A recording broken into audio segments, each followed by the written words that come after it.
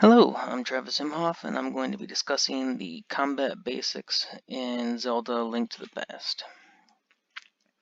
For starters, the sword swipe is more of a swipe than it is a stab, like we've got in our current game that we're building. When you do the sword attack, it'll freeze your position for a moment, so if you're moving an attack, you'll stop while the animation plays. You're also not able to change direction while it's going on. So if you're hitting the button a bunch, no matter if I'm pushing down or left or right, I won't change position until the animation actually stops playing. The sword will also ignore contact with a lot of the scenery and stuff. So like if I attack the bushes over here, nothing's going to happen. It's just going to go right through, or the wall. I won't like bounce off of it or anything. Some of the bushes like these and stuff will interact. I believe the sword is probably a trigger, so it'll go through the things unless the other item has something on it that says, hey, this should happen instead. Now for the actual combat, in this room there's a couple of different enemy types. There's the regular patrol types who will ignore you for the most part, and then there's the follow type.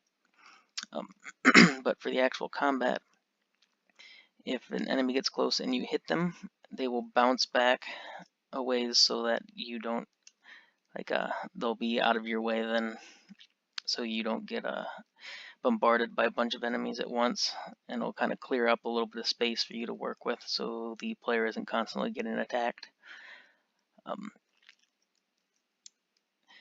These other follow types, they'll have a shield of sorts with that big sword there. If you hit that sword, it doesn't cause damage to the player or the enemy, but it still bounces them back a little bit, so it'll give you a little bit of breathing space.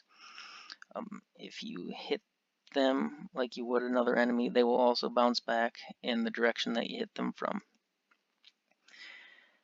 Now when the player takes damage from an enemy, they'll actually lose their box glider for a second so that you can walk through the enemy for just a brief second like you're invincible. This prevents the player from getting trapped by a bunch of enemies and not being able to escape.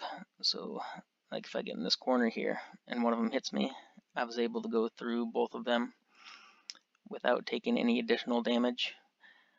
That's something that we should add in our game as well, since right now if the player gets hit, then the enemy just keeps on coming right at them, and they can get killed very easily doing that. There's another attack in here that if you charge up the sword by holding down the attack button, a little animation will play with the sparkles going towards the end of the sword so that the player knows it's built up. While you're doing that, you actually gain your movement back, but the direction that he's facing is locked into place, so they won't be able to face a different direction. When you release, the special weapon is used, and so no matter which direction I'm facing, that'll be the one that I'm locked in. And that's pretty much the sword combat basics of Zelda: Link to the Past.